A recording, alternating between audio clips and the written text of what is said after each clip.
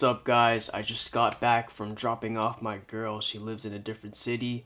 Went straight into prepping for a client check-in. We spoke for like about an hour, and then I built out his program, and now I'm filming this video. But you saw the title and you clicked for a reason. I'm gonna show you exactly how you can manage your work, your relationships, all the problems, the dates, and all that stuff with your fitness goals to, exceed to that best version of yourself that's in top physical shape, right? And how you can do all of that, right? We all know how hard it is to manage having a job, a career where it's taxing. You literally got to stay there for hours and do the work, and your mind and your body is occupied with either sitting down at the desk, having to think, or maybe having to run around, doing these tasks, and you don't even think about eating, drinking, or anything about yourself. On top of that, having a relationship with a partner, having to plan for dates, having conflict within the relationship, not only that, but just having to share a life with another person. Like, these things can be taxing of your time, and it can feel like you have zero time for your personal goals and yourself to take care of yourself. But this is where you're wrong. I want to start this by saying you're probably here because time is slipping through your fingers, but you're the person who's in control of that. It will never get less busier for you because this is the life you signed up for. And nobody wants to wait until like you're retired or something to focus on your fitness goals or yourself, because that just takes too long, right? I'm about to show you exactly what actions give you the highest ROI pursuing your fitness goals of getting into top physical shape no matter what age you are, while still balancing all of your responsibilities out and showing up as the man that you want to be. This is going to go into depth about training as a whole in specific, and if it does well with engagement and people actually like this type of video, I'll go deeper into how you can prepare and structure your meals to also hit your fitness goals. But if you don't know who I am, my name's Eric Trin. I run a fitness coaching offer, and I'm very committed to posting daily and showing up for my clients. On top of that, I just got into a very committed relationship as well. And I'm also trying to get leaner, trying to cut down to at least 12% body fat. I've been able to be on track with each of these things seamlessly with my lifestyle, but prior to that, it was extremely stressful having to plan for dates, having to do scripting and show up for my clients, building out their programs, having to use my brain for coaching and not having that much mental energy to do anything else regarding me. I'm the type of person to always put people ahead of me first. That's why it's so hard for me to show up for myself. But I always have to remember that my goals and me getting better will in turn help everybody else. As a leader, I have to show up for myself and also show up for others, making sure that all my time goes to them whenever they need it. But without further ado, pay attention, be in a room that's silent, or try to take notes and all that stuff. We'll get right into it. So what most people get wrong is thinking that the more you put in, the more you get out, which is a pretty famous quote that comes from, I believe, Rich Piana. That's the bodybuilder that said it. He used to eat like 10 meals a day. He used to train for like over 3 hours or something like that. I'm not really too sure into the specifics, but whenever people think about gym, think about having to, lock in with the gym, then it kind of rubs them off like that, having to like, do more than necessary. But that's completely wrong, right? It's far from the truth. It's way more simple than most people think. I'm going to be showing you in 4 points how fitness can seamlessly fit in your lifestyle, and also show you how less is actually more. You can get more ROI for the less you put in. So number one, training schedule, right? What this does is removes the pressure of having to think about, oh, what day am I going to do it? When do I have to do it? Do I have time for it right now or not? It gives you this thing where it's like, oh, today's my back day, today's my chest day, I'm just gonna have to show up. And you can even tell your spouse that it's non-negotiable and you have to just show up on the day, and they gotta respect that. If you don't already have a training schedule and you're just going based off of like, oh, when can I fit this in? All you're doing is making it harder for yourself, because you're gonna have to just guesswork your way to, being able to show up. And eventually, having it like a thing where you can either do it or not just makes you indecisive, and end up not showing up at all, right? But having committed days where you know prior to that you've planned already for it to fit in, that way you can actually show up and have zero excuses for whether you show up or not, right? It's already set. You just have to commit to your word. Number two is having less training days. Most people think you got to show up for 6 to 7 training sessions a week, which is far from the truth.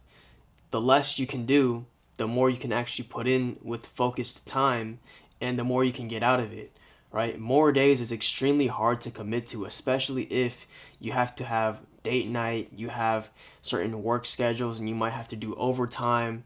Something might be wrong with your business if you have one.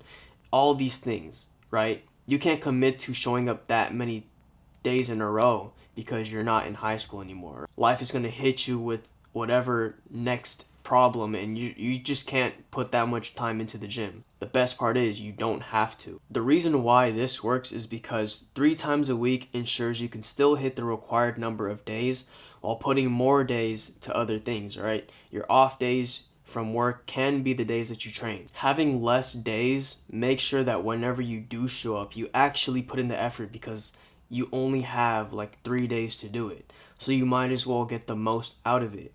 Now, moving on to number three, which kind of gets into depth on that, it's doing less sets and less reps.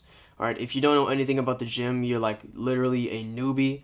Repetition is just the amount of times you're doing the exercise, and the sets is like how many times you're doing those reps. So it's like instead of doing 4 sets of 12, let's say like 4 sets doing 12 repetitions, you can do 2 sets of 6, which is way less than usual. This is what you call low volume, high intensity training. And if you're not familiar with that, it's basically that you're just doing less, but lifting with higher intensity and also doing heavier weights, right? We compensate for the less repetitions, the less sets for heavier weights and higher intensity in the sets. This makes sure that you are pushing heavy enough weights to create proper stimulus on the muscles, looking the way that you want to look, looking fit, looking very, chiseled. You have to develop your muscles, and muscle development can't happen if you're not progressively overloading with the weights. Being able to lift heavier weights. Same weights equals the same physique. Now, the little science behind this and why it works is because people usually would do higher volume but lighter weights just to get to those last reps when they're truly struggling, and it's just like very slow, but that's where the gold is. That's what you want to aim for, and how you genuinely save time from getting there is just doing heavier weights with less reps, right? You get to that point instead of getting that at like 12 or 15 reps, you're getting to that point at like 4 to 6 reps. And that's a huge drastic jump. That's why you need to make sure that you're lifting very, very heavily, obviously with the proper precautions. And that makes it so that those last extra reps that you get to, where you're doing it extremely slowly and you're just like pushing it close to failure or training at failure, that's like where you want to aim for, and you get there way faster instead of having to do so much volume. If you have a proper warm up of just doing a little bit of some light movements beforehand to get the blood flowing, and you go into these heavy sets, then man, you're gonna get efficient workouts. Literally 30 minutes you can finish, maybe 45 minutes, and you're done. You're out of there. That's it. Lastly, number 4, creating activities through the standard.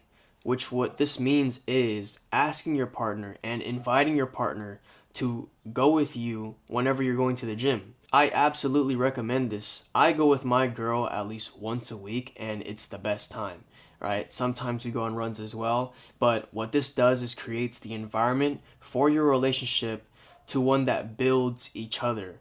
And not a relationship expert, by the way, but I aim to get better with my partner and hold each other accountable, and also just lead by example as well. So obviously I'm doing my own trainings and all that stuff, but if we want to spend more time together, then adding a gym session before we, eat out or do some other things, like that's pretty good. That makes sure that we do stick to our goals and our standards, but also have our time for each other. We're experiencing the same things. We're making each other better as a whole. You need to understand that you are together with your partner, and you need to show up for her or him the best of your ability. And you do that by leading by example, making sure that you are bettering yourself to better the relationship, and also involve them and share them with it instead of trying to do this on your own. We all know that this is like a personal development journey, but sometimes when you're too, and I struggle with this as well, you're too locked into just the thing itself and you want to do it alone, that hurts the other person.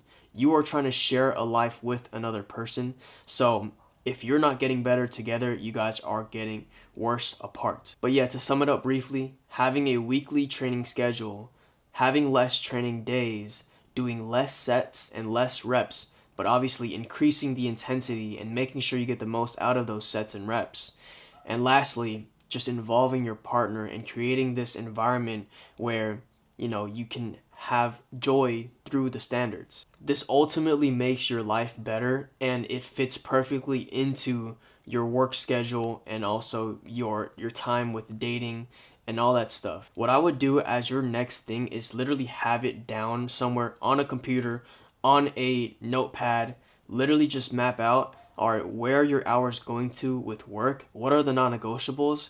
And once you get that out the way, maybe you're in school still, maybe you have work, you have both. You, list those out and then see where your time is best spent for you to have like a pre-workout meal, for you to eat something, hit the gym, go home, and that's literally it. Right? You need to only show up 3 times. You're making the most out of each day. You're making the most out of each set and reps, and you're doing this for long enough for you to actually see results. That's the most important key.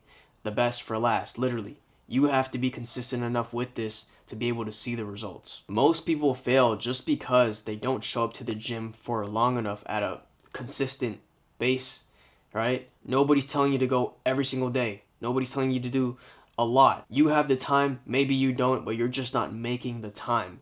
If you don't sacrifice for your goals will be the sacrifice. If I looked into each of your guys' lives and saw like, oh, how much screen time does this person have? How do they spend their weekends? How do they spend their Friday nights? Like, we'll be able to easily see who are the ones who are actually dedicated or not. And there's no way that you're showing up with this simple format for long enough and you're not seeing results, right? That's impossible. But yeah, this is what I live by now, and I know that once I'm a dad and I have like an actual kid, I'm going to be living this way no matter what. My standard is fitness as the foundation, and I'm going to continue to stick to it because, I still have goals that I have on my own, and I know that the best man that I can be for them is the man that shows up and still sticks to his standard. So yeah, let me know what you guys think in the comments, what you guys been struggling with, what you're trying to do to cope with it.